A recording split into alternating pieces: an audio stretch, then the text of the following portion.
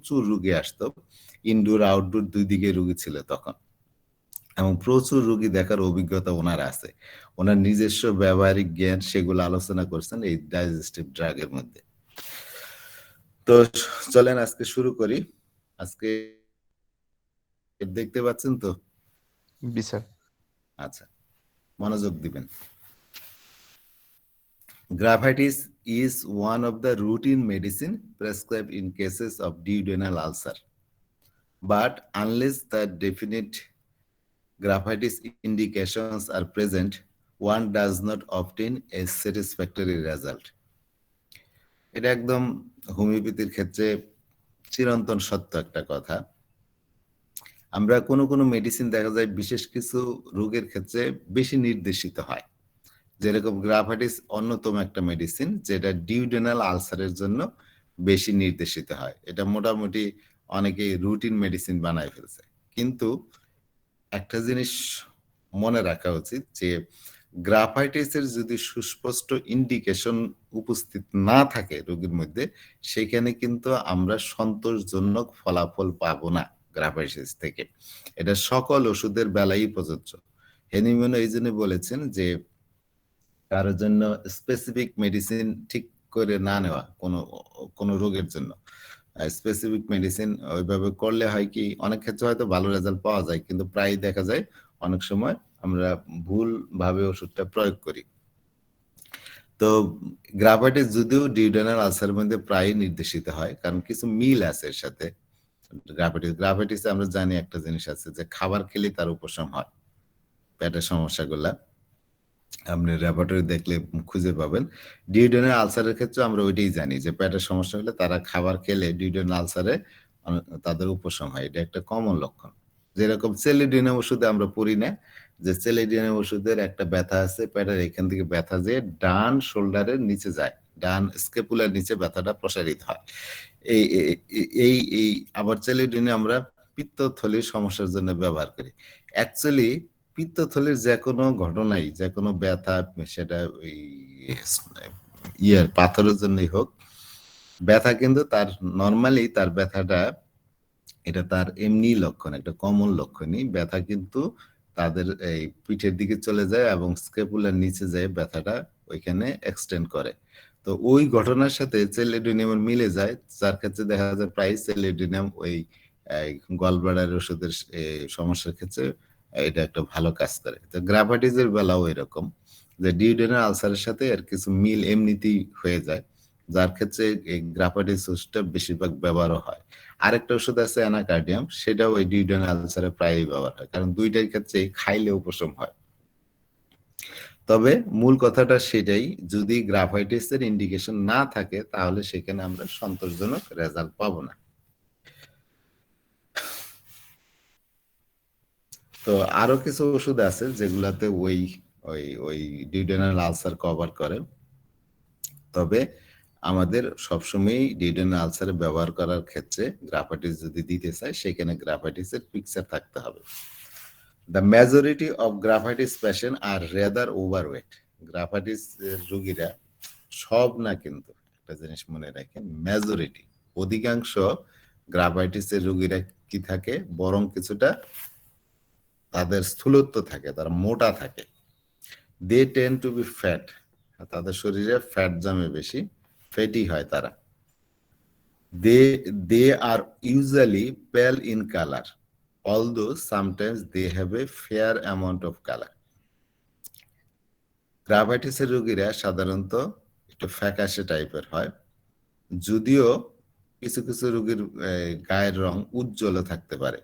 One woman with duodenal ulcer responded very well to graphitis. একজন মহিলা যিনি duodenal আলসারে ভুগতেছিলেন, তিনি গ্রাফাইটিস ওষুধে খুব ভালো রেজাল্ট পেলেন। and she had a quite a high color, তারও এরকম উজ্জ্বল কালার ছিল। তাহলে গ্রাফাইটিসের রোগীদের কালার সাধারণত ফ্যাকাশে থাকে, কিন্তু কিছু কিছু রোগীর ক্ষেত্রে এরকম উজ্জ্বল কালারও থাকতে পারে। ওনার একটা রোগীর কথা বলছেন, একজন মহিলা যার ডিউডেনাল আলসারে গ্রাফাইটিস ভালো কাজ দিয়েছে, সেই মহিলার গায়ের রং ছিল এরকম উজ্জ্বল। Mentally they tend to be rather despondent, mentally they tend to be rather despondent, depressed and lacking in energy. মানসিক দিক দিয়ে যদি দেখি, গ্রাফাইটিস রোগীরা বরং কিছুটা কি থাকে, হতাশ থাকে, হতাশ, ডিসপন্ডেন্ট, ডিপ্রেসড, বিষণ্ণ থাকে, অ্যান্ড ল্যাকিং ইন এনার্জি, তাদের শরীরে এনার্জির অভাব থাকে, শক্তি কম থাকে, দুর্বল থাকে। It is not so much mental stamina they lack. এটা এমন না যে তাদের মানসিকভাবেই যে তাদের এই যে কাজের প্রতি একটা স্পৃহা, এই জিনিসটার অভাব, এইটাই এমন না, বাট অ্যাকচুয়ালি তার সত্যিকার অর্থেই তার শরীরে শক্তির অভাব থাকে, কর্মস্পৃহা সত্যিকার অর্থেই তার কম থাকে। মানসিক স্টেমিনা হয়তো থাকে, মানসিক কর্মস্পৃহা হয়তো থাকে, কিন্তু শারীরিক ক্ষেত্রে যে কর্মশক্তি সেটা তাদের মধ্যে থাকে না, দুর্বল থাকে। They can not make up their mind, তারা কোনো বিষয়ে মন স্থির করতে পারে না, মন স্থির করতে পারে না। আপনার রেপার্টরিতে যদি দেখেন ইরেজুলেশন পাবেন, তারা কোনো বিষয়ে সিদ্ধান্ত গ্রহণ করতে পারে না। আর hesitant in all they do, যে কাজই করতে যায় না কেন সেখানে তারা ইতস্ততা বোধ করে, দ্বিধা বোধ করে। অ্যান্ড ওরি অ্যাবাউট দেয়ার অ্যাফেয়ার্স, তাদের কাজ নিয়ে, তারা তাদের ঘটনা নিয়ে সবসময় উদ্বিগ্ন থাকে। Quite frequently, you are told that the actual acute attack for which they consult you was precipitated by a period of unusual mental stress. প্রায়ই আপনি আপনাকে আপনি জানবেন আর কি, রোগীরা আপনাকে বলবে, রোগীরা যে কারণে আপনার কাছে আসছে চিকিৎসার জন্য, তার যে অ্যাটাকটা শুরু হয়েছে তার আগে তার অস্বাভাবিক কোনো মানসিক চাপের মধ্যে ছিল, এবং এই অস্বাভাবিক মানসিক চাপ থেকেই তাদের এই রোগের আক্রমণটা হয়েছে। এই ঘটনা আপনার রোগীদের হিস্ট্রিতে প্রায় পাবেন। এতক্ষণ যা বললাম, কেউ একজন বলবেন। প্রথমে তো হান্নান স্যার বলে। স্যার, জি আলহামদুলিল্লাহ, আল্লাহ শুকরিয়া, আমরা ধারাবাহিকভাবে বোর্ডল্যান্ডের এই ডাইজেস্টিভ গাইড থেকে পড়ছি। আমাদের শ্রদ্ধ স্যার আজকে আলোচনা করেছেন, তার সঙ্গে এরা আসলে গ্রাফাইটিস ওষুধটার সাথে সব হোমিওপ্যাথি পরিচিত। এমন কোনো হোমিওপ্যাথি ডাক্তার নাই যে এটা জানেন না, চেনেন না, সকলেই জানেন। তো বিশেষ করে এর পলিক্রিট স্যার যেটা বলেছেন, যে পলিক্রিস্ট মেডিসিনগুলো আমাদের বারবার পড়তে হবে, এবং পড়তে হবে এই মেডিসিনগুলো বিশেষ করে রাইটারদের ক্ষেত্রে আমাদেরকে চিন্তা ভাবনা করতে হবে, যারা অথেন্টিক রাইটার, যারা প্রকৃতপক্ষে হোমিওপ্যাথ এবং ক্লাসিক বই পড়তে হবে, সেগুলো স্যার উল্লেখ করেছেন। আজকের গ্রাফাইটিস আলোচনা করতে যে স্যার প্রথমে বলেছেন যে এটা হলো আমাদের অন্যতম একটা রুটিন মাফিক ঔষধ হিসেবে প্রায় আমাদের হোমিওপ্যাথি চিকিৎসকগণ ব্যবহার করে থাকেন, বিশেষ করে ডিওডেনাম আলসারের ক্ষেত্রে। তবে সবসময় খেয়াল রাখতে হবে, যদি গ্রাফাইটিসের সাথে আরো অন্যান্য লক্ষণ মিলে তাহলেই কেবলমাত্র এটা আমরা ব্যবহার করব, এটাই স্বতঃসিদ্ধ হোমিওপ্যাথির নিয়ম। শুধুমাত্র কোনো প্যাথোলজি নিয়ে রোগের গ্রাফাইটিসের ক্ষেত্রে কিংবা এই ডিওডেনাম আলসারের ক্ষেত্রে অনেক ওষুধই আছে, স্যার উল্লেখ করেছেন, সেগুলা আমরা সেদিকে না যেয়ে শুধুমাত্র যখন যে ওষুধটা নির্বাচন করতে যাব তখন যদি আর অন্যান্য লক্ষণ মিলে তাহলে আমরা সেটা দেব। এদের বিশেষ করে খেলে এদের উপশম হয়। আরো অনেক ওষুধ আছে, যদি এই খেলে যে উপশম হয় এটা যদি অন্যান্য ওষুধ গ্রাফাইটিসের সাথে মেলে তাহলে আমরা ব্যবহার করব। এরা সাধারণত মোটা সোটা হয়, এবং বিশেষ করে এদের শরীরে ওজন বেশি হয়, ভারী হয়, এবং রং সাধারণত ফ্যাকাশে থাকে, কোনো কোনো সময় আবার উজ্জ্বল রঙেরও হয়। মেন্টালি গ্রাফাইটিসরা এরা খুব বিষণ্ণ থাকে, এবং এদের এনার্জিটা খুবই কম থাকে। তো এনার্জি কম থাকে তার কারণ হলো যে শারীরিক ক্ষেত্রে তারা খুবই দুর্বল থাকে। এই দুর্বলতার কারণেই তাদের মানসিক শক্তি তারা হারিয়ে ফেলে। তো এই জন্য গ্রাফাইটিস শারীরিকভাবে যেমন সে দুর্বল থাকে, এই দুর্বলতার কারণেই কিন্তু তার মানসিকভাবে সবসময় বিষণ্ণ থাকে, এবং সিদ্ধান্ত গ্রহণে ইতস্তত দ্বিধাবোধ করে। এরা বিষণ্ণ থাকে, দুর্বল থাকে। এদের বিশেষ করে মানসিক দোদুল্যমান অবস্থায় থাকে। আর প্রায় রোগীরা এসে বলবে যে এই রোগটা আক্রমণের আগেই সে কিন্তু ভাই মানসিকভাবে অনেকখানি মানে হেজিটেশনের মধ্যে ছিল। এই মানসিক সমস্যার কারণেই তার এই রোগটা হয়েছে, এটা আমাদের কাছে প্রায় এসে রোগীরা বলবে। আমার যতদূর মনে হয় আমি সংক্ষিপ্তভাবে স্যারের কথাগুলো শুনেছি এবং এতটুকু স্যার আলোচনা করেছেন। Thank you sir. জি, ধন্যবাদ। তো as a rule this patient are chilly. তো স্বাভাবিকভাবে এই ধরনের রোগীরা, গ্রাফাইটিসের রোগীরা কেমন থাকে? শীতকাতর থাকে। Feel the cold a good deal, তারা অনেক বেশি ঠান্ডা অনুভব করে। But they are very sensitive to any stuffy atmosphere or lack of air. এমনিতে রোগী শীতকাতর, তারা খুব বেশি ঠান্ডাও অনুভব করে, কিন্তু তারপরেও কোনো ধরনের গুমোট আবহাওয়া, তারা আবহাওয়ার প্রতি তারা সংবেদনশীল, ওগুলা তাদের সহ্য হয় না। যেখানে বাতাসের অভাব আছে সেই জায়গাটা তাদের কাছে খুব অসহ্য। এই জন্য দরজা জানলা বন্ধ, ঘরের মধ্যে গুমোট গরম। তো এগুলা আমরা জানি, পালসিটিলা সহ আরো কিছু মেডিসিন আছে। তো এরকম ধরনের আবহাওয়া তাদের অপছন্দ, তারা সহ্য করতে পারে না। If you inquire into their history carefully, তাদের যে ইতিহাস, যে বিবরণী, সেটা কেয়ারফুলি যদি আপনি পরীক্ষা নিরীক্ষা করে দেখেন, you often find that they have suffered at some time from some degree of skin disturbance, usually an eczematous type of eruption, very often eczematous patches at the back of the ears. এই ধরনের রোগীদের যদি তার history যদি আপনি carefully লক্ষ্য করেন, তাহলে দেখবেন যে এই ধরনের রোগী অতীত ইতিহাসে প্রায়ই কোনো ধরনের কোনো টাইপের স্কিন ডিজিজে তারা সাফার করছে, স্কিন ডিজিজে তারা ভুগছে, এবং বিশেষ করে সেই স্কিন ডিজিজটা ছিল একজিমার মতো স্কিন ডিজিজ, একজিমার মতো তার ইরাপশন গুলা ছিল। এবং আরো যদি একটু বৈশিষ্ট্যপূর্ণ করে বলি, তার একজিমাটা সাধারণত কানের পিছনের দিকে যদি দেখা দেয়, কানের পিছন দিকে তার এই স্কিন ডিজিজ দেখা দেয়, এবং সেটা একজিমার মতো। তাহলে কোনো এই ধরনের রোগীদের ক্ষেত্রে প্রায় আমরা হিস্টোরি পাবো আগে তারা কোনো না কোনো ধরনের চর্মরোগে ভুগেছে, এবং চর্মরোগটা ছিল একজিমার মতো, এবং বিশেষ করে কানের পিছনে তাদের এই চর্মরোগ, একজিমার মতো চর্মরোগ দেখা দেয়। Or they may have had digestive upset, অথবা তাদের এই হজমের কোনো সমস্যা ছিল। উইথ অ্যাটাক অফ পাইলস, পাইলসের এর সাথে তাদের পাইলসের আক্রমণ ছিল, মানে পাইলসে তারা ভুগতেছিল। Very troublesome peri anal fissure, peri anal মানে অ্যানাসের চারপাশে তাদের ফাটা ফাটা হয়ে যায়, পেরি অ্যানাল ফিশার হয়, অ্যান্ড একজিমা হয়, ওইখানেও তারা একজিমাতে ভুগে। একটা জিনিস মনে রাখা দরকার, গ্রাভাইটিসের পছন্দনীয় জায়গা হলো যত চিপা চুপা জায়গা আছে, এই যে কুস্কি, পায়খানার রাস্তা, তারপর পাছার ভাঁজের ওইখানে, যে বাটকের ওইখানে, এই সমস্ত জায়গায় প্রায় তারা চর্মরোগে ভুগে। যে কানের পিছন ভাগে ওইখানেও একটা ভাঁজ। আর আমরা এমনিতেই জানি গ্রাভাইটিস হইল আমাদের যত স্কিন, যেখানে স্কিন আর মিউকাস মেমব্রেন, যেরকম ঠোঁট ধরেন, পায়খানার রাস্তা ধরেন, এইখানে স্কিন আর মিউকাস মেমব্রেন একত্রে মিলছে, ওই সমস্ত জায়গাগুলো তার ফাটা ফাটা হয়।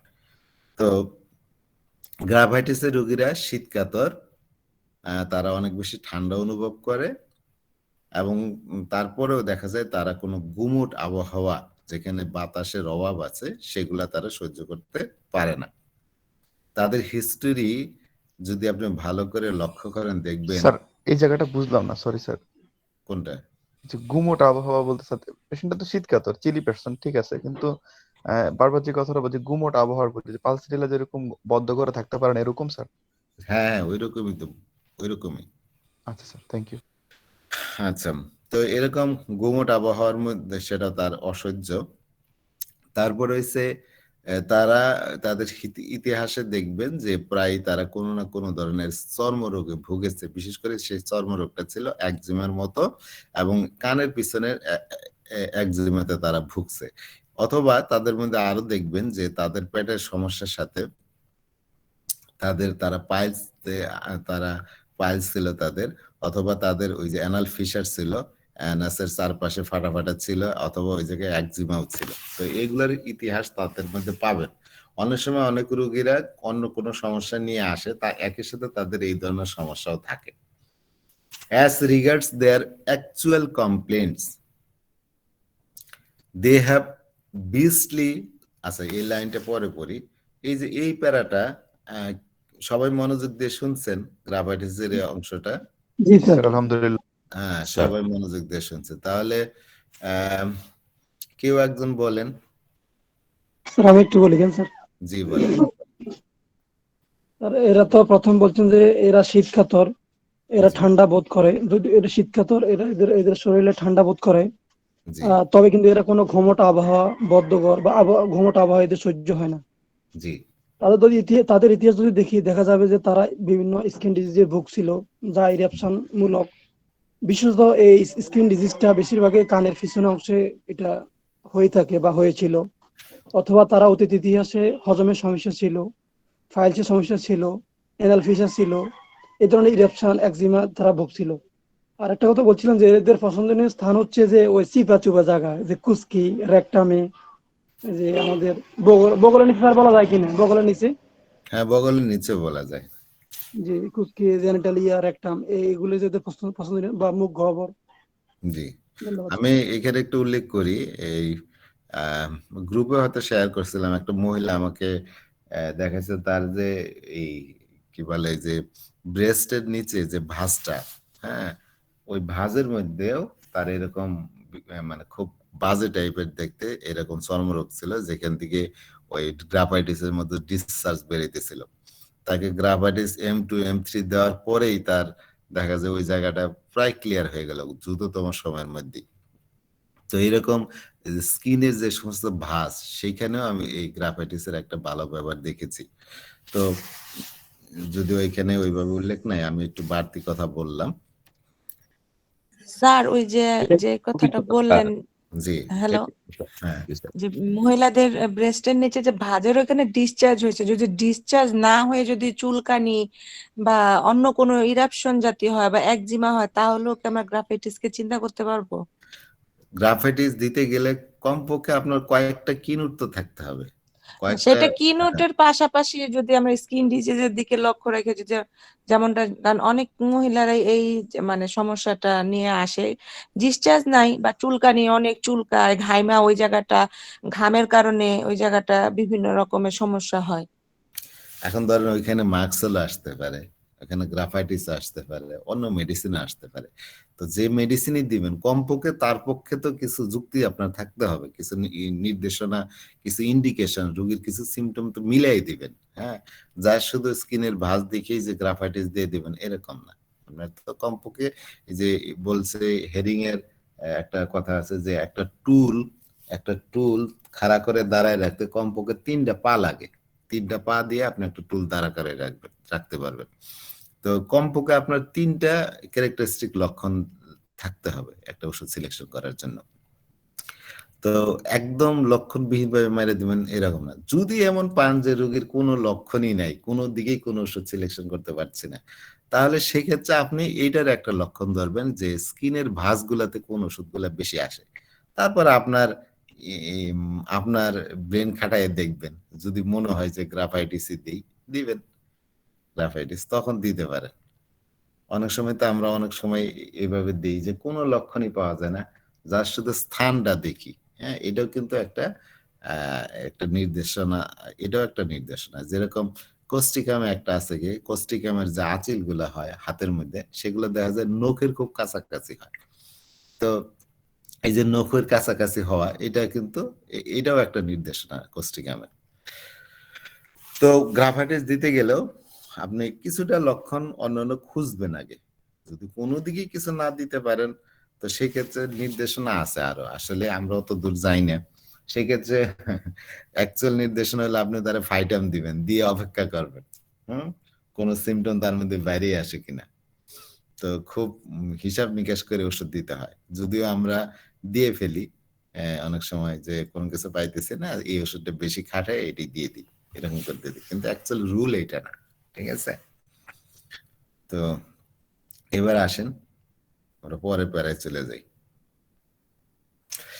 As regards their actual complaints, তাদের যে ডাইজেস্টিভ কমপ্লেন গুলা, তার প্রকৃত যে সমস্যা সেইটার দিকে যদি দেখি, they have a beastly spoiled stomach, তাদের একটা বিস্ট মানে তো জানেন পশু, পশুর মতো, মানে এখানে তার পশু না, তার স্টোমাকটা খুব বাজে থাকে, একদম নষ্ট থাকে। Which feels just out of order, যেটা মনে হয় যে স্টোমাক যে ভাবে কাজ করার দরকার, যে শৃঙ্খলা থাকা দরকার, তার মধ্যে একদম কোনো শৃঙ্খলা নেই, পুরো বিশৃঙ্খল অবস্থা স্টোমাকে। They feel rather sick and get a good deal of irritation, তারা খুব অসুস্থ অনুভব করে। এখানে এই স্টোমাকের সিক বলতে অনেক সময় ওই যে বিপ মিশা বমি বমি ভাব এগুলা বোঝায়। যেরকম সিক হেডেক মানে মাথা ব্যথার সাথে বমি বমি ভাব, তারপরে ওই যে গাড়িতে উঠলে সিক হয়ে পড়ে, ওইটা হচ্ছে কি বলে কার সিকনেস বলে, মানে গাড়িতে উঠলে তার মাথা ঘোরায়, মাথাটা বমি বমি বমি লাগে। তো এই রোগীরা ফিল সিক, অনেক সময় এরকম বমি বমি ভাব অনুভব হয়, অসুস্থতা অনুভব করে। Get a good deal of irritation, তাদের প্রচুর পরিমাণে ঢেকুর ওঠে। That goes on to more acute attacks in which they have heartburn, তারপরে অ্যাটাক যখন আরো তীব্র হয়, সেখানে আমরা দেখি বুক জ্বালাপোড়া করে, সত্যিকার অর্থে ওইখানে পেইন হয়, অ্যাকচুয়াল অ্যাকিউট পেইন হয়, তীব্র ব্যথা হয়, which is usually of a griping character. তো তাদের এই যে ব্যথার ইয়াটা অনুভবটা মনে হয় যেন একদম চেপে ধরছে, কোনো জিনিস যে শক্ত করে চেপে ধরেন আপনি যেরকম লাগবে ওই রকম মনে হয়, তাদের ওই রকম ব্যথা অনুভব করে স্টোমাকের মধ্যে। When this is extreme, যখন এটা খুবই তীব্র হয়, খুবই ভয়াবহ হয়, there may be attack of vomiting, তখন তাদের বমির অ্যাটাক হয়, বমি শুরু হয়ে যায়। তাহলে গ্রাফাইটিসের রোগীদের স্টোমাকটা থাকে একদম নষ্ট, বাজে, কোনো শৃঙ্খলাই সেখানে থাকে না, বিশৃঙ্খল অবস্থা। রোগী অসুস্থ বোধ করে, বমি বমি ভাব বোধ করে, প্রচুর পরিমাণে ঢেকুর ওঠে তাদের। অ্যাটাক যত তীব্র হয়, সমস্যাটা যে বাড়তে থাকে, তখন হার্টবার্ন হয়, সত্যিকার পেইন হয়, এবং এই পেইনের ধরনটা হলো যেন চেপে ধরার মতো ব্যথা। তো যখন মারাত্মক পর্যায়ে ব্যথাটা চলে যায় তখন তাদের বমি হয়। তো এবার এই প্যারাটা কে বলবেন? ফারহানা টুম্পা, আপনি বলেন।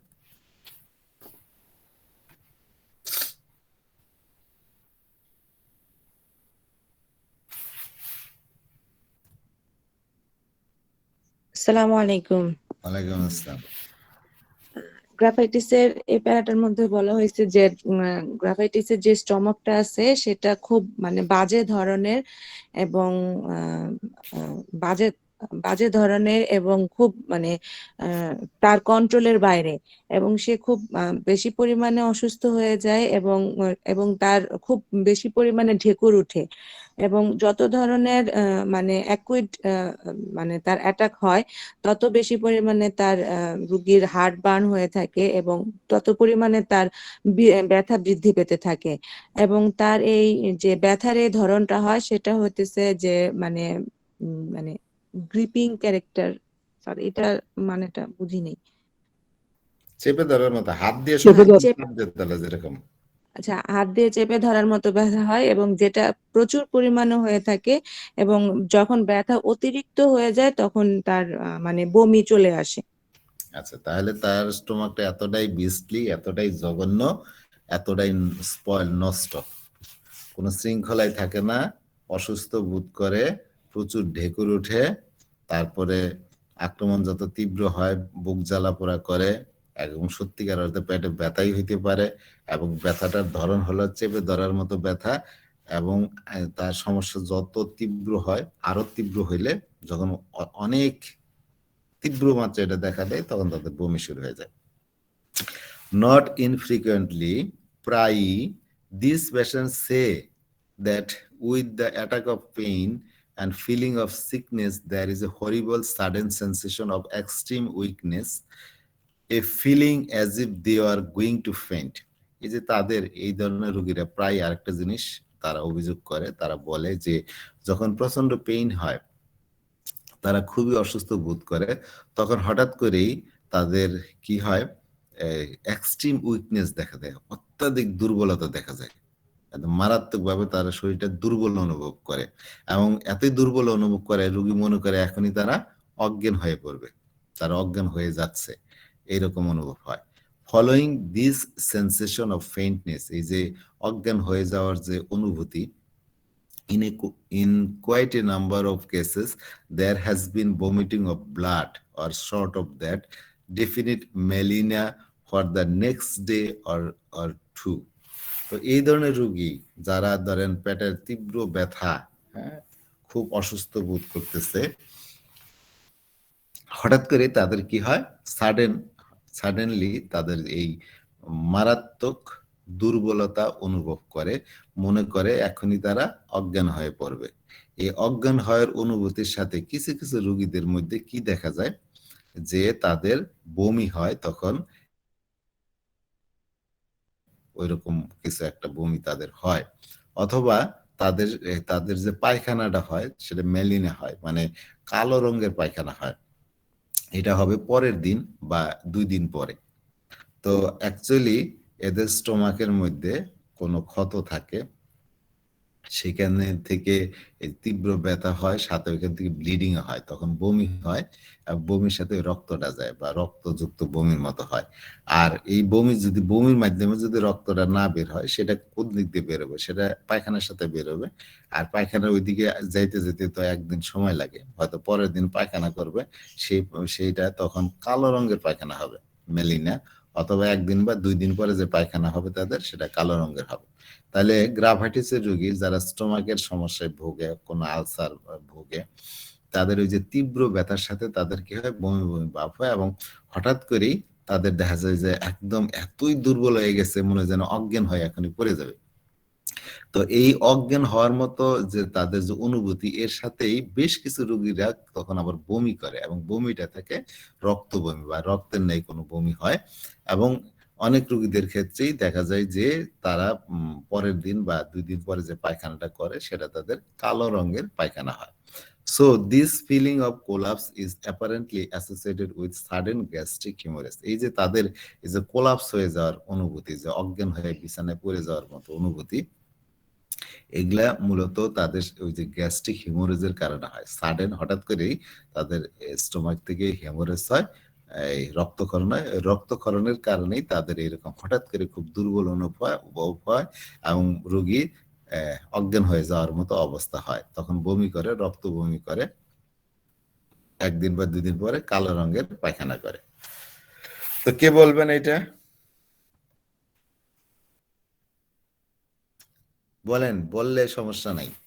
স্যার এই তো আমি তো একটু হতে লিখছি স্যার, মূল কথা একটু তো লিখছিলাম, আপনি বললেন না, আরেকজন বলেন। সাহস করে বললে কোনো সমস্যা নাই, একটু থাকেন, বলতে সমস্যা কি? আচ্ছা, আমি জিজ্ঞেস করি একজনকে, তাহলে হবে। আমরা অনেকে চিনি না এখানে ভাই, হয়তো এমনি আপনাদের সাথে কথা নাই, এজন্য। আচ্ছা, বড় একজনকে জিজ্ঞেস করি। কামরুল হাসান ভাই বলেন।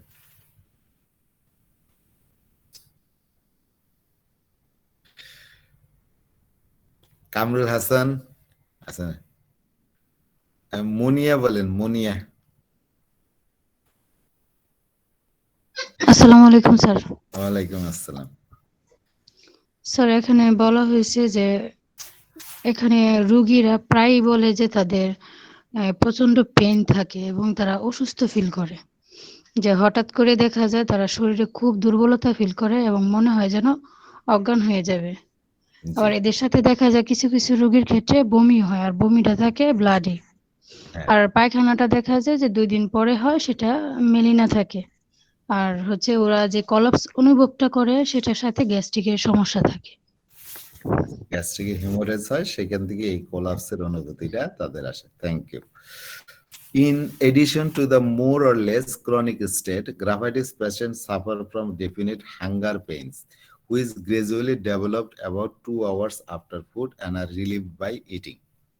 তো এই যে গ্রাফাইটিসের কম বেশি এই ক্রনিক অবস্থার সাথে গ্রাফাইটিস রোগীরা আরেকটা জিনিসে ভোগে, সেটা হলো ক্ষুধা লাগলে তাদের পেটটা একদম ভেঙে যায়, হ্যাঁ, হ্যাঙ্গার পেইন হয়, পেট ব্যথা করে। তো এই ক্ষুধা লাগা জনিত কারণে পেট ব্যথা হয় এবং তখন এই যে খাবার খেয়েছে হয়তো, সে খাবার খাইছে হয়তো, কিন্তু তার 2 ঘন্টা পরেই তার এরকম ক্ষুধা লেগে যায় এবং পেট ব্যথা করতে থাকে, হাঙ্গার পেইন, যেটা ক্ষুধা লাগলে যেরকম পেটটা যেরকম ভেঙে যায়, খেয়ে নেয়। তো নেইং পেইন বলে, হাঙ্গার পেইন বলে, পেটটা একদম খালি খালি ভূত থাকে। And are relieve by eating, তখন খাইলে কিন্তু তাদের উপশম হয়। তাহলে ক্ষুধা লাগলে খাওয়ার 2 ঘন্টা পরে তাদের ক্ষুধা লাগে এবং ক্ষুধা লাগলে পেট ব্যথা হয়, তখন খেলে তাদের এই পেট ব্যথাটার উপশম হয়। Considering actual likes and dislikes, one of the outstanding differentiation graphitis symptoms is the marked aversion to sweets. গ্রাফাইটিসের সত্যিকার ইচ্ছা অনিচ্ছা যেটা দেখি আমরা খাবারের বেলায়, তবে অন্যান্য ওষুধের এই যে খাবার খেলে উপশম, এছাড়া অন্যান্য সিমটম থেকে আপনার গ্রাফাইটিসকে অন্যান্য ওষুধ থেকে যে আলাদা করবেন, তার একটা সিমটম হলো এই যে মিষ্টির প্রতি প্রচন্ড অনীহা, মিষ্টির প্রতি প্রচন্ড অনীহা থেকে গ্রাফাইটিসের রোগীদের। There is very often an aversion to salt also, এবং একই সাথে লবণের প্রতিও তাদের বিতৃষ্ণা থাকে, but this is not so marked, কিন্তু লবণের প্রতি যে বিতৃষ্ণাটা এটা অত বেশি থাকে না। এইখানে একটা জিনিস বলা দরকার, এই যেখানে উনি এটারে খুব বেশি মার্ক করেছেন যে মিষ্টির প্রতি তাদের প্রচন্ড অনীহা থাকে, কিন্তু অনেক গ্রাফাইটিসের রোগী কিন্তু মিষ্টি খেতে পছন্দও করে, এটা মাথায় রাখেন। কারণ অন্যান্য লক্ষণ যদি মিল পান, তখন শুধু মিষ্টি খায় না, মিষ্টি খাইতে অপছন্দ, এই লক্ষণটা যদি না পান, তারপরেও আপনি গ্রাফাইটিস দিতে পারবেন। কারণ কিছু গ্রাফাইটিস রোগী কিন্তু অনেক সময় মিষ্টি খায়ও, স্যার আমার নিজস্ব এর থেকে বললাম। তো অনেক, হ্যাঁ, ওই যে কম্বাইন্ড সিমটম যেটা general food and drink, salt aversion, sweets and, এখানে গ্রাফাইটিস সিঙ্গেল মনে স্যার এখান থেকে উনি বলছিল স্যার। আচ্ছা, আমরা যদি রেপার্টরিটা একটু দেখি এর সাথে,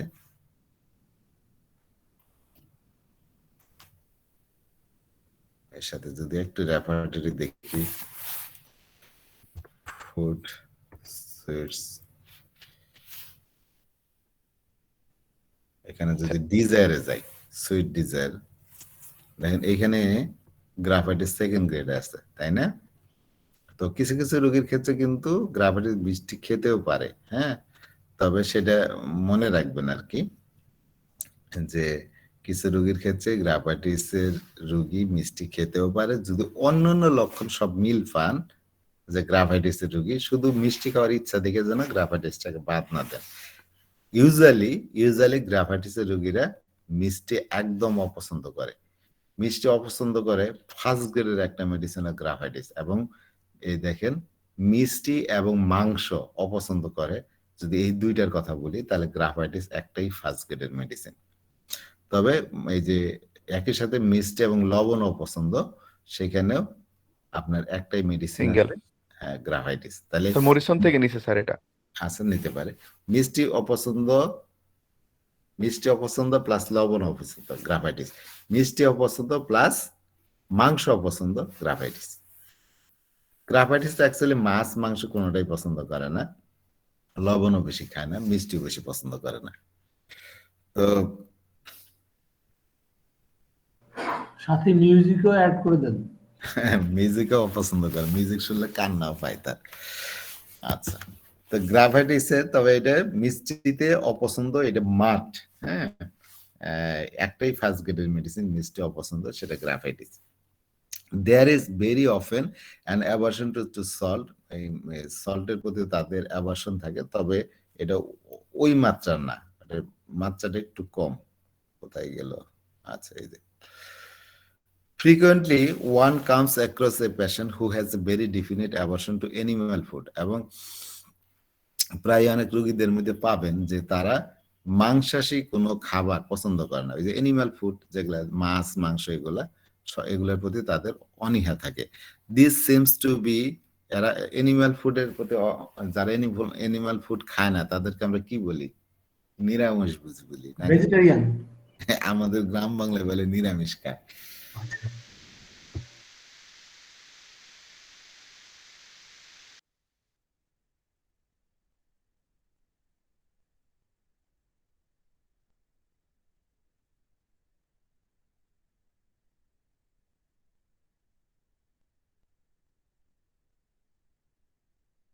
শোনা যাচ্ছে তো বোধহয়। স্যারের মনে হয় নেটের সমস্যা দিচ্ছে, প্লিজ আমরা একটু অপেক্ষা করি, হ্যাঁ?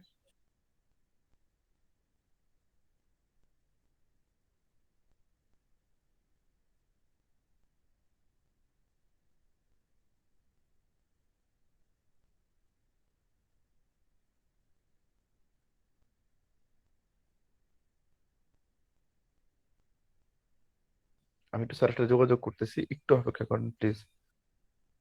স্যার আসছে আলহামদুলিল্লাহ।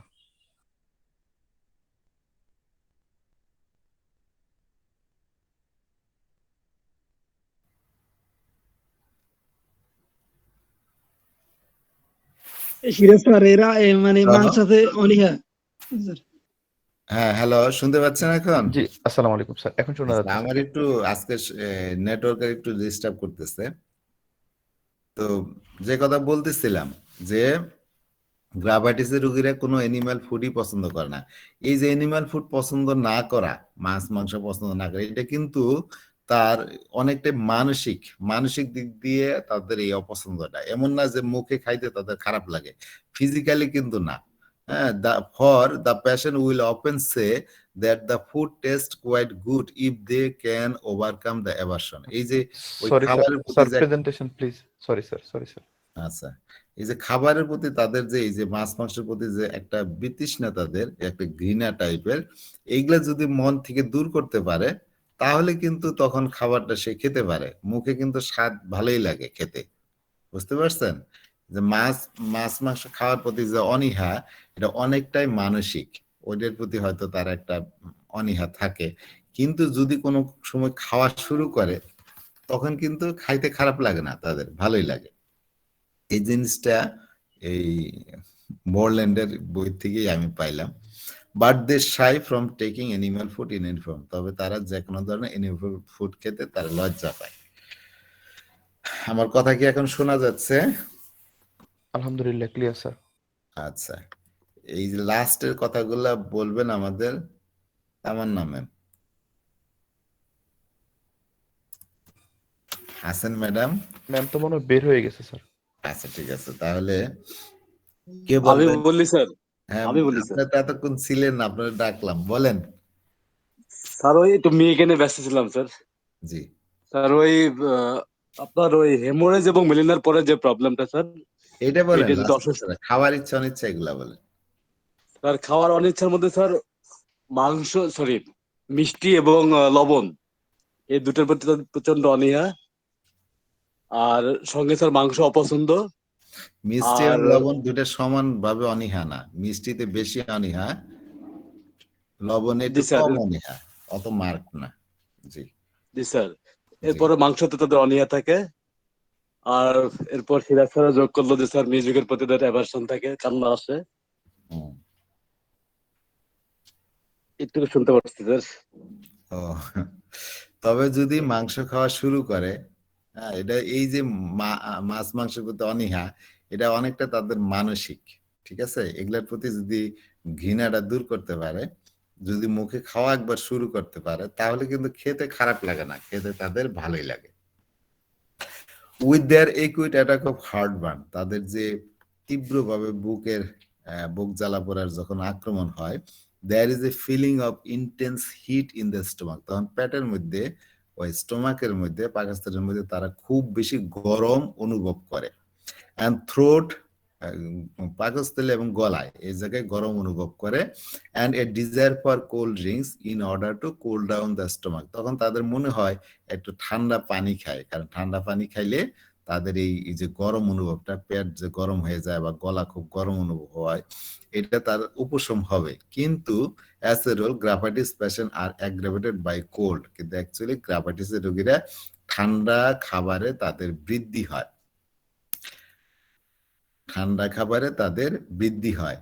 তাদের এই যে বুক জ্বালা পোড়ার সাথে পাকস্থলী এবং গলায় তাদের গরম অনুভব হইতে পারে, এবং এই গরমকে উপশম দেওয়ার জন্য তারা ঠান্ডা পানির স্পৃহা তাদের আসতে পারে, ঠান্ডা পানি পানের ইচ্ছা তাদের হইতে পারে। কিন্তু ঠান্ডা খেলে গ্রাফাইটিসের রোগীর বৃদ্ধি হয়। when they have pain they are relieved by warm drinks, যখন তাদের পেইন হয় এই পেইনটা তারা গরম পানীয় খেলে, গরম কিছু ড্রিঙ্ক করলে তাদের উপশম হয়। Very often specially relieve by warm milk, প্রায় দেখা যায় গরম দুধ খেলে তাদের পেটের ব্যথার উপশম হয়। তাহলে যখন বুক জ্বালা পোড়ার আক্রমণ হয় তখন তারা পাকস্থলী এবং গলার মধ্যে তীব্র গরম অনুভব করে, এবং এই গরমকে উপশম করার জন্য তখন তারা ঠান্ডা পানীয় খেতে চায়। এমনিতে গ্রাফাইটিসের রোগীর ঠান্ডা খাবার খেলে বৃদ্ধি হয়, বিশেষ করে তাদের যে ব্যথা যখন হয় ওই ব্যথাটা তাদের গরম কোনো পানীয় খেলে উপশম হয়, বিশেষ করে যদি গরম দুধ খায় তাহলে উপশম হয়। This patient always complain of good deal of abdominal flatulence, এই ধরনের রোগীরা সবসময় বলে পেটে অনেক গ্যাস জমে, feeling of general abdominal distension, পেটে গ্যাস জমা, পেট ফুলে থাকে, এগুলো কমন লক্ষণ, প্রায় ওষুধের মধ্যেই আপনারা পাবেন, তাদের পেটটা ফুলে যায় উইথ ইনডিফিনিট গ্রাইপিং পেইন। তবে এদের যে একটা পেইন হয়, পেইনের একটা বৈশিষ্ট্য হলো যেন চেপে ধরার মতো ব্যথা, গ্রাইপিং পেইন, হাত দিয়ে যদি গলা চিপ্পা ধরি কেমন লাগবে, ওইরকম যেন চেপে ধরার মতো ব্যথা।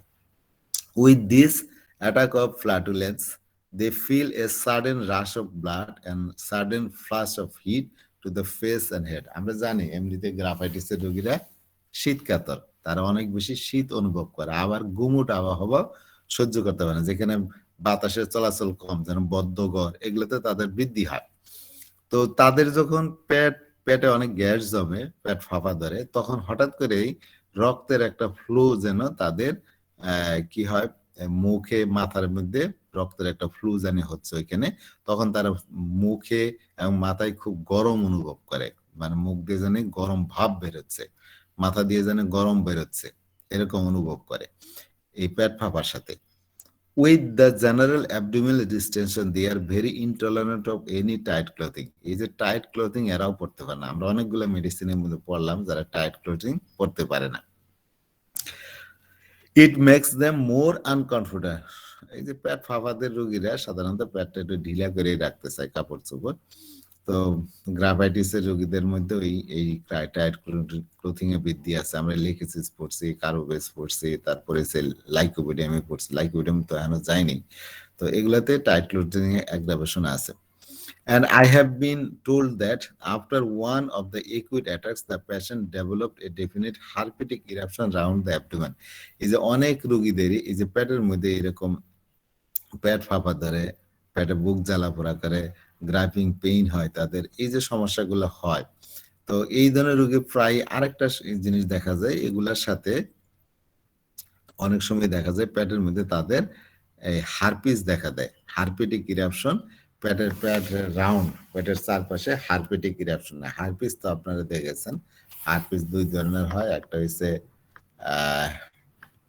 হারপিস সিমপ্লেক্স আর হারপিস জোস্টার। হ্যাঁ, তো হারপিস জোস্টার বুকের দিক দিয়ে হয়, একটা লম্বা একটা দাগ বরাবর হয়, দেখেন এই যে পেটের মধ্যে তাদের হইতে পারে, এগুলো হচ্ছে হারপিস। হ্যাঁ, এরকম গ্রাফাইটিসের রোগীদের যারা এরকম গ্রাফাইটিসের বদ হজমে ভুগে, পেটের সমস্যা ভুগে, তাদেরও এরকম পেটের মধ্যে হারপিস হইতে পারে। ঠিক আছে, এটা মনে রাখবেন। মোস্ট গ্রাফাইটিস পেশেন্ট আর কনস্টিপেটেড, অধিকাংশ গ্রাফাইটিসের রোগীরাই কোষ্ঠকাঠিন্যে ভুগে, and their constipation is rather suggestive, এবং তাদের এই কনস্টিপেশনটা অনেকটাই সাজেস্টিভ, মানে আপনাকে সাজেস্ট করবে এই ওষুধের প্রতি, নির্দেশাত্মক। They have periods when there is no inclination for the bowel to act, তাদের এমন কিছু সময় যায় যখন তাদের কোনো ইচ্ছাই থাকে না, যে পায়খানার কোনো বেগ হওয়া এটা মোটেই হয় না, ভাওয়াল জানি কোনো কাজই করতেছে না তখন। ফলোড বাই এ গ্রাইপিং কোলিকি ডিস্টারবেন্স, তারপরে এর কিছুদিন এরকম কোনো ভাওয়াল মুভমেন্ট তার থাকে না, মানে পায়খানার কোনো ব্যাগই হয় না, এরপরে গ্রাইপিং পেইন হয়, কোলিকি পেইন হয়, then an action of the bowel, তারপরে বাউলের অ্যাকশন শুরু হয়, in which they passes a very large stool, তখন তারা যে পায়খানাটা করে এটা অনেক মোটা থাকে, বড় থাকে, accompanied by a quantity of white mucus, কিন্তু এই পায়খানার সাথে গোটা গোটা যে পায়খানা হয় বড় বড়, তার সাথে কিন্তু সাদা মিউকাস মিশ্রিত থাকে, বেশ সাদা মিউকাস মিশ্রিত থাকে। Normally the stool tends to be palish, সাধারণত পায়খানার কালার একটু প্যালিশ হয়, ফ্যাকাশে টাইপের হয়। After one of the acute attack in which there is a leakage from gastric or duodenal ulcer, they have a black melina tools. এর আগে আমরা বলেছিলাম যে অনেক রোগীদের হঠাৎ করে কি হয়, বুক জ্বালাপুর এগুলোর সাথে হঠাৎ করে তাদের খুব দুর্বল হয়ে লাগে, অজ্ঞান হয়ে যাওয়ার মতো অবস্থা হয়, তখন তারা অসুস্থ অনুভব করে, বমি করে, রক্ত বমি করে, অথবা কি হয় তাদের একদিন বা 2 দিন পরে কালো রঙের পায়খানা হয়। সেটাই বলছে, ইউজুয়ালি তাদের পায়খানা হয়েছে প্যালিশ কালার, কিন্তু যদি তাদের ডিউডেনামে বা স্টোমাকের মধ্যে কোনো আলসার থাকে এবং সেখান থেকে লিকেজ হয়, এক কথায় মানে রক্তক্ষরণ হয়, তাহলে তাদের এই কালো রঙের পায়খানা হইতে পারে। Often graphites patient complain of very unpleasant test in the mouth, মুখের টেস্টের কথা যদি বলি, মুখে কিরকম স্বাদ অনুভব করে, সেটা আনপ্লেজেন্ট টেস্ট থাকে, মুখের মধ্যে একটা বিষাদ অনুভব করে, সন্তোষজনক টেস্ট না। Either just a spoil taste, মানে একটা পচা বাজে টেস্ট মুখের মধ্যে অনুভব করে, like the spoiled sensation they get in the stomach, একই যেরকম পেটের মধ্যে তারা একটা পচা অনুভব করে যেরকম, সেরকম মুখের মধ্যে ওই রকম একটা পচা অনুভব করে, অর এ বিটার টেস্ট, অথবা মুখটা যেন তিতা হয়ে গেছে, সল্টেস বা লবণাক্ত হয়ে গেছে। With this saltish bitter taste they frequently develop little burning blister on the side of the tongue. এই যে মুখের মধ্যে তিতা লাগে, মুখের মধ্যে লবণাক্ত লাগে, এর সাথে সাথে তাদের জিহ্বার মধ্যে একটা ফোসকা পড়ে, যেটা জিহ্বার স্পার্শে দিয়ে হয়, সাইডে হয়, জিহ্বার সাইডে কোন একটা ব্লিস্টার ফর্ম করে, এবং সেটা খুব জ্বলে, ছোট ছোট ফুসকা ইয়া ওঠে, পানিপূর্ণ ফোসকার মতো ওঠে, এবং সেটা খুব জ্বালা করে। There is one other point that sometimes help in digestion. আরেকটা পয়েন্ট যেটা আপনাকে হেল্প করবে এটা এই ওষুধটা ডায়াগনোস করতে। Many of these graphites patient develop a marked hyperesthesia of the sense of smell. যে কোনো গন্ধের প্রতি তারা খুব বেশি সংবেদনশীল হয়ে পড়ে, অনেক গন্ধই তাদের সহ্য করতে পারে না। Particularly to the order of the flowers, বিশেষ করে ফুলের গন্ধ তারা সহ্য করতে পারে না। দিস ইজ নট কনস্ট্যান্ট, এটা যে সবসময় থাকে এরকম না, কনস্ট্যান্ট না। However other sufferers from a chronic nasal catarrh, অনেকেই এদের অন্য রোগী কিসে সাফার করে, পুরাতন নাকের সর্দিতে, in which this sense of smell is entirely lost, তাদের নাকের গন্ধ একদম লস্ট হয়ে যায়, নাকে কোনো তারা গ্রানি পায় না।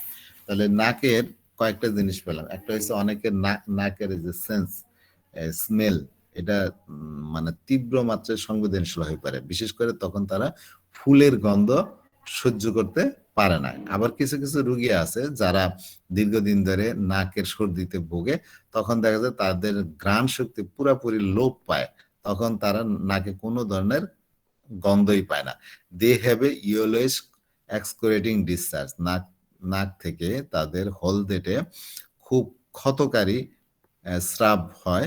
এ tendency to develop crack at the side of the nose, নাকের যে সেখানে কিন্তু তার ওই ফেটে ফেটে যায়, ক্র্যাক হয়। And small slightly spreading eczematous space, ওইখানেও একজিমার মতো একটা একজিমার মতো চর্মরোগ ওইখানেও ছোট আকারে দেখতে পাবেন। নাকের থেকে দেখা যায় যে এখানে একজিমার মতো কোন একটা প্যাচ, মানে একটা দাগ, ওইখানে একজিমার মতো একজিমায় তারা আক্রান্ত হয়, নাকের ইয়াটাও ফাটা ফাটা থাকে। তো কি পেলাম এখানে, যেটা গ্রাফাইটিস আপনাকে হেল্প করবে, যে কিছু কিছু রোগীদের ঘ্রাণের প্রতি অত্যধিক সংবেদনশীলতা থাকে, বিশেষ করে তারা ফুলের গন্ধ সহ্য করতে পারে না। আবার কিছু রোগী আছে তারা দীর্ঘদিন ধরে নাকের সর্দিতে ভোগে এবং তাদের নাকের ঘ্রাণ তখন পুরোপুরি বিলুপ্ত হয়। নাক থেকে তাদের হলদেটে খুব ক্ষতকারী ডিসচার্জ হয় এবং দেখা যায় নাকের যে কিনারাগুলো আছে, সাইডগুলো আছে, সেখানে নাকটা ওখানে ফেটে ফেটে যায় এবং ওইখানেও একজিমা আমরা দেখতে পাই, যে ছোট আকারের কোনো একজিমার একটা দাগ ওইখানে মানে স্প্লিট করে। As regards the actual pathological condition, most cases tend to develop a duodenal ulcer. যদি pathological condition কথা আমরা বলি তাহলে দেখতে পাবো যে বেশিরভাগ রোগী ডিউডেনাল আলসারে ভোগে। In most of the satisfactory graphitis cases I have seen, actual ulceration has been demonstrated by a barium meal. তো ওই যেভাবে ডায়াগনোসিস করছে ওরা, যেখানে এই যে ডিউডেনাল আলসার যে হয়েছে এটা বুঝছে কেমনে, ওই বেরিয়াম মিল খাওয়াইয়া একটা এক্সরে করে, তখন এগুলা দেখে বোঝা যায়। এখন তো আর বেরিয়াম মিল এক্সরে প্রচলন চলে গেছে, এগুলো এখন তেমন করে না। এখন হচ্ছে সহজ পদ্ধতি হলো এই যে এন্ডোস্কোপি করে। তো ওই এন্ডোস্কোপির এই পদ্ধতিটা ওই সময় ছিল না। তো ওনারা এই যে গ্রাফাইটিস দেওয়ার পরে যে ডিউডেনাল আলসার দেখতে পাইছেন, ডিউডেনাল আলসারের মধ্যে এটা খুব ভালো কাজ দেখতে পাইছেন, এগুলা ডেমনস্ট্রেটেড হয়েছে মানে ওই বেরিয়াম মিল এক্সরে দিয়ে। এখন আমরা এন্ডোস্কোপি করলে খুব সহজেই এটা ধরতে পারবো। There is astonishingly little scarring after graphitis. Graphitis দিয়ে এই ধরনের ক্ষত, ডিউডেনাল আলসার এগুলো ঠিক হওয়ার পরে ওইখানে ছোট কিছু স্কার টিস্যু থাকে, একটা ক্ষত চিহ্ন পড়ে থাকে। I have found that the ulcer has disappeared and the duodenal cap returned practically to the normal. তো ওই যে স্কারটা টিস্যু পরে সেটাও আলসার দূর হয়ে যায়। উনি বলছেন গ্রাফাইটিস দেওয়ার পরে অনেকের ছোট আকারের স্কার থাকতে পারে গ্রাফাইটিস পরে, তো আলসার দূরীভূত হয়ে যায়, স্টোমাকের ক্যাপ আগের অবস্থায় ফিরে আসে, নর্মাল অবস্থায় ফিরে আসে, যেটা এক্সরে ওই যে বেরিয়াম মিল এক্সরে খাওয়াই উনি দেখতে পাইছেন। এখন আমরা এন্ডোস্কোপি করলে এটা বুঝতে পারবো। And it is quite insensitive to pressure. তখন ওখানে প্রেসার দিলেও চাপ দিলেও তারা আর কোনো ব্যথা অনুভব করে না। In any case with percentage scarring, যেখানে দেখি আমরা যে এই স্কারিংটা যেটা এমনিতে পরে চলে যাওয়ার কথা কিন্তু সেটা যাচ্ছে না, সেক্ষেত্রে I would give graphites in low potency. সেখানে উনি ল পোটেন্সির গ্রাফাইটিস ব্যবহার করেন, সে 6 পাওয়ার এরকম, পরে উইক 1 সপ্তাহ বা 2 সপ্তাহের জন্য। and see if it could be diminished. আমরা দেখি যে এটাকে দূর করতে পারে কিনা। তো মোটামুটি এই ছিল গ্রাফাইটিস। আমরা যদি একদম শুরুর থেকে আবার একটু করে বলি, আপনারা কি মনোযোগ দিয়ে শুনছেন? পুরোটা আলহামদুলিল্লাহ স্যার। হ্যাঁ, আচ্ছা, যাই হোক, আমরা প্রথম থেকে একটু হালকা করে একটু বলি। গ্রাফাইটিস রুটিন ভাবে ডিউডেনাল আলসারে ব্যবহার হয়, তবে সেখানে গ্রাফাইটিস কাজ করবে স্যাটিসফ্যাক্টরিলি, সন্তোষজনক ভাবে, যেখানে গ্রাফাইটিসের নির্দেশক লক্ষণ থাকবে।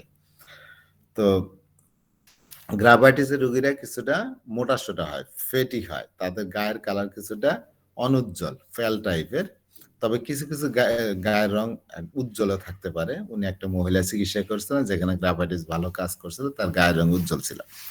মানসিক দিক দিয়ে গ্রাফাইটিস রোগীরা হলো হতাশ, বিষণ্ণ এবং এদের এনার্জির অভাব থাকে, মেন্টাল স্টেমিনা থাকে, কোনো কাজ করার প্রতি মানসিক দিক দিয়ে প্রস্তুত থাকে, মানসিক শক্তি থাকে, কিন্তু শারীরিক শক্তির অভাব থাকে।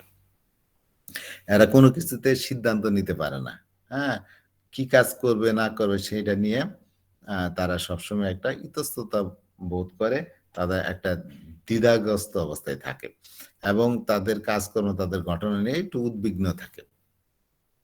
এই ধরনের রোগীরা প্রায়ই বলে যে তারা যে সমস্যার জন্য ডাক্তারের কাছে আসছে এটা শুরুই হয়েছে কোনো, হয়তো তারা অস্বাভাবিক কোনো মানসিক চাপের মধ্যে ছিল, তারপরে পরবর্তীতে তাদের এই হয়তো পেটের সমস্যাগুলো দেখা দিয়েছে বা অন্যান্য গ্রাফাইটিসের সমস্যা দেখা দিয়েছে।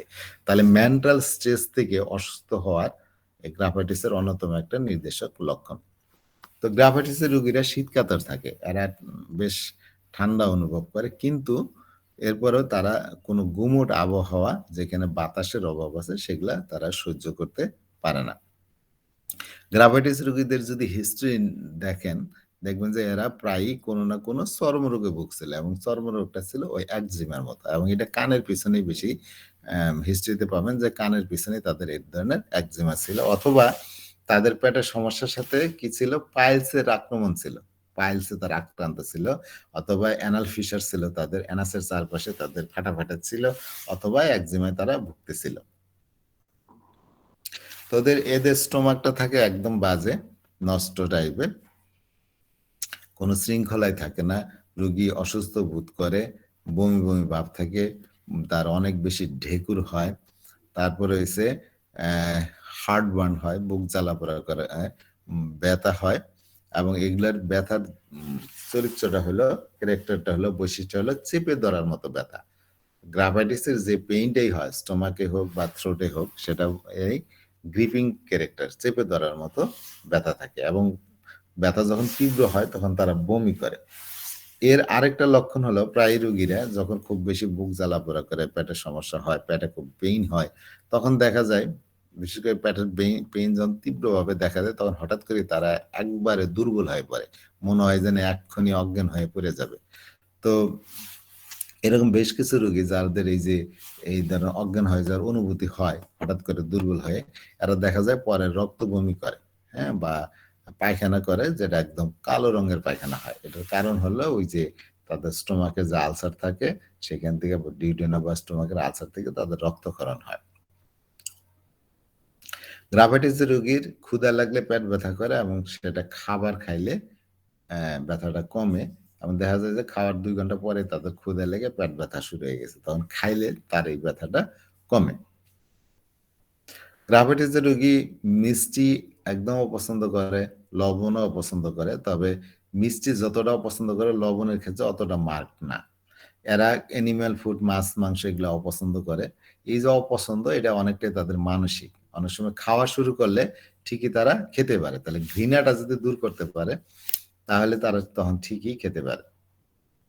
এদের বুক জ্বালা পোড়া করে, তীব্র এই বুক জ্বালা পোড়ার সাথে এদের একটা লক্ষণ আছে যে পেটের মধ্যে, মানে পাকস্থলীর মধ্যে আর গলার মধ্যে অনেক বেশি গরম অনুভব করে, তখন এই গরমটাকে লাঘব করার জন্য তখন তারা ঠান্ডা পানীয় খেতে চায়। কিন্তু অ্যাকচুয়ালি গ্রাভাইটিসের রোগীদের ঠান্ডা খাবারে কিন্তু বৃদ্ধি হয়, এবং দেখা যায় তাদের যে পেটের ব্যথা হয় সেটা গরম পানীয় খেলে উপশম হয়। বিশেষ করে যদি গরম দুধ খায় তাহলে তাদের পেটের এই ব্যথার উপশম হয়। গ্রাভাইটিস রোগীদের পেট ফাঁপা আছে, পেটে অনেক গ্যাস জমে, পেটটা ফুলে যায়, এবং ওখানে যে পেইন হয়, পেইনের ক্যারেক্টার আগেই বলেছি যে চেপে ধরার মতো ব্যথা হয়। তো এই যে তাদের পেট ফাঁপার সাথে অনেক সময় দেখা যায় আরেকটা লক্ষণ, আমি এমনিতে শীত কাতর থাকি, কিন্তু ওই পেট ফাঁপার সাথে হঠাৎ করে তাদের চোখ মুখ থেকে উত্তাপ বেরোতে থাকে, খুব গরম ভাব বেরোতে থাকে, গরম বেরোতে থাকে। তো এই ধরনের রোগী পেট ফাঁপার সময় পেটের মধ্যে দেখা যায় কোনো টাইট করে কোনো কাপড় পরতে পারে না, এটা তাদের জন্য খুবই অস্বস্তিকর থাকে। তো অনেক সময় এই পেট ফাঁপার এই ধরনের সমস্যার সাথে তাদের পেটের মধ্যে ওই যে হারপিস দেখা দেয়। গ্রাভাইটিসের রোগী, বেশিরভাগ রোগী কোষ্ঠকাঠিন্য ভোগে, এবং তাদের যে মলের বৈশিষ্ট্য সেগুলো সাজেস্টিভ, সেগুলো দেখে আপনি এই ওষুধ নির্বাচন করতে পারেন কি ধরনের। এটা মনে রাখবেন যে এরা কোষ্ঠকাঠিন্য থাকে বেশ কিছুদিন, 2-1 দিন, দেখা যায় তাদের একটা সময় পর্যন্ত কোনো পায়খানার কোনো ব্যাগই হয় না, হ্যাঁ, বাউল মুভমেন্ট যেন ওইখানে বন্ধ হয়ে আছে। আর এর পরে তাদের কি হয়, তখন ব্যথা শুরু হয়ে যায়, ওই ব্যথাটাও গ্রিপিক টাইপের ব্যথা, চেপে ধরার মতো ব্যথা, অথবা কলিকি পেইন হয়। এরপরে কি হয়, তাদের পায়খানা হয়, এবং পায়খানাটা অনেক লার্জ থাকে, হ্যাঁ, এবং এই পায়খানার সাথে সাদা রঙের মিউকাস মিশ্রিত থাকে। তাহলে পায়খানার যদি এইরকম বৈশিষ্ট্য পান, সেটা মনে করবেন গ্রাভাইটিসের রোগী, তখন গ্রাভাইটিস সিলেকশন করতে আপনাকে এই লক্ষণটা হেল্প করবে। সাধারণত গ্রাভাইটিসের পায়খানা প্যালিশ হয়, কিন্তু যাদের গ্যাস্ট্রিক আলসার বা ডিউটেনাল আলসার আছে সেখান থেকে রক্তক্ষরণের কারণে পায়খানা কালো রঙেরও হইতে পারে। গ্রাভাইটিসের রোগীদের মুখে খুব বাজে টেস্ট হয়, সেখানে বিটার টেস্ট থাকতে পারে বা সল্টি টেস্ট হইতে পারে। তো প্রায়ই এদের জিহ্বার মধ্যে কি হয়, জিহ্বার সাইড দিয়ে একটা ফোসকা পড়ে, এরা খুব জ্বালা করে। আরেকটা জিনিস যেটা গ্রাফাইটিস সিলেকশনে হেল্প করবে সেটা হলো এর নাকের ঘ্রাণ। কিছু কিছু রোগীদের নাকের ঘ্রাণ খুবই তীব্র হয়, মানে কোনো ধরনের গন্ধ তারা সহ্য করতে পারে না। বিশেষ করে গ্রাফাইটিস রোগীরা ফুলের গন্ধ সহ্য করতে পারে না। আবার আরেক ধরনের রোগী আছে যারা দীর্ঘদিন ধরে নাকের সর্দিতে ভুগতেছে, তখন দেখা যায় তাদের নাকের ঘ্রাণ শক্তিটাই পুরাটাই লোপ পায়, আর তাদের নাক থেকে হলদে রঙের খুব ক্ষতকার ডিসচার্জ হয়, এবং নাকের যে প্রান্তটা আছে এটা ফেটে ফেটে যায়, ওইখানেও একজিমা দেখা দেয়। অ্যাজ রিগার্ড আর প্যাথোলজিক্যাল কন্ডিশনের কথা যদি বলি, তাহলে গ্রাফাইটিস ওই ডিউডেনাল আলসারের ক্ষেত্রে খুব ভালো কাজ করে। অবশ্যই লক্ষণ মিলতে হবে। গ্রাফাইটিসের পরে প্রায় ওখানে একটা স্কার পরে অল্প পরিমাণ, তবে তার আলসারটা ঠিক হয়ে যায় এবং ডিউডেনামে আগের অবস্থায় ফিরে যায়। যদি স্কার টিস্যুটা যেতে না চায় তাহলে গ্রাফাইটিস লোয়ার পোটেন্সি 1 থেকে 2 সপ্তাহ খাওয়াতে পারেন, ধরেন গ্রাফাইটিস 6 পোটেন্সি, এবং এতে স্কার টিস্যু চলে যায়। তো এই ছিল আজকে গ্রাফাইটিস। 8:09 বেজে গেছে, যার কারণে পরবর্তীতে আর কারো ধরলাম না, আমি নিজেই পুরোটা শেষ করে দিলাম। এখন কারো কোনো কথা আছে? স্যার প্রথম বলছেন যে স্কার টিস্যু পড়ে, এটা শরীরের কোন অঙ্গে পড়ে স্যার? যে লাস্টে যে কথা ওই বলছেন যেখানে আলসার হয় সেখানেই হয়, ডিউডেনামে। তার মানে পেটে ধরে নিব, পেটে? হ্যাঁ, ডিউডেনামে হয়। বারবার স্যার, ধরেন একটা অসুখ আছে, ধরেন যে কোনো আলসার হইলে আলসার শুকাইলে এখানে একটা ক্ষত চিহ্ন থাকে না? স্যার মানসিক আঘাতটা স্যার কেমন টাইপের হবে? এটা তো নতুন শিখলাম মনে হয়। মানসিক যে আঘাত মনে কর জি শুয়ে স্যার। পড়ে সাইরে এখন চলে গেল, তাহলে তো মনে হচ্ছে যে আঘাতটা পাইলি ওইটাই একটা মানসিক আঘাত। তাহলে স্যার এটা তো স্যার ইগনিশন একটা মিউরের মতো কিনা? ওইটা হইতে পারে আনইউজুয়াল মানসিক কোনো স্যার এটা কিন্তু আগে জানি নাই, তাহলে মানসিক গ্রাফাইটিস আঘাত বলি নাই, এখানে মানসিক স্ট্রেস বলেছি। সেটা কোনো স্ট্রেস। চাপের মধ্যে ছিল, হয়তো যে কোনো মানসিক চাপে হয়তো ছিল সে মারাত্মক। আচ্ছা, কাজকর্ম হতে পারে কিন্তু এরকম ওই ডিসঅ্যাপয়েন্টেড এরকম না। ওরকম মানসিক যে যে ধরনের কাজ আপনাকে মানসিক চাপের মধ্যে ফেলা। হ্যাঁ, স্যার একদম নতুন শিখলাম না, একেবারেই নতুন শিখলাম। আচ্ছা শিখছেন, আচ্ছা অনেক কিছুই তো নতুন শিখবেন। আমি তো প্রথমেই বলেছি আমরা যারা যারা মানে সত্যিকার ডাক্তার ছিলেন, অথেন্টিক কথাবার্তা বলতেন, হ্যাঁ, নিজের মন থেকে সুন্দর রসায় টসায় এরকম গল্প আকারে বলতেন না, হ্যাঁ, চিত্তাকর্ষক ভাবে বলতেন না, যারা অ্যাকচুয়াল ব্যবহারিক নলেজ ছিল, এরকম ডাক্তারদের বই পড়তে বলছে। এই জন্য বিভিন্ন ডাক্তারদের বই পড়বেন, তাহলে সেগুলো আমাদের সত্যিকার মানে হেল্প করবে। স্যার লাস্টে আসছে ম্যাম, এই জন্য বলতে পারতেছে না, মেইন কাহিনী এখানে একদম লাস্টে আসছে। আর আমি গ্রামে আসছি তো, গ্রামে আসছি ঢুকতে পারি নাই। আরেকটা কথা হলো স্যার, মিষ্টি তো যত দিন যাচ্ছে তত ডিজায়ারটা বাড়তেছে। আচ্ছা তাহলে আজকে শেষ করে দিই, সবাই ভালো থাকবেন। জি স্যার, জাজাকাল্লাহ খাইর স্যার। এতে কি বেশি লাভ হয় না? জি স্যার। এই যে পড়া আবার জিজ্ঞেস করা, আবার আপনাদের কাছ থেকে নেওয়া, এটা এইটা লাভ তো- হয় না? খুব ভালো পলিসি মনোযোগটা স্যার, বাড়ে উত্তম স্যার। Policy sir. মনোযোগটা বাড়ে স্যার। এখানে মূল জিনিসটা হলো যে আমরা শিখতে পারতেছি কিনা, এটাই মূল কথা। এটা কিন্তু কোনো সুন্দর করে একটা লেকচার দিয়ে ইউটিউবে দিলাম এরকম না, হ্যাঁ,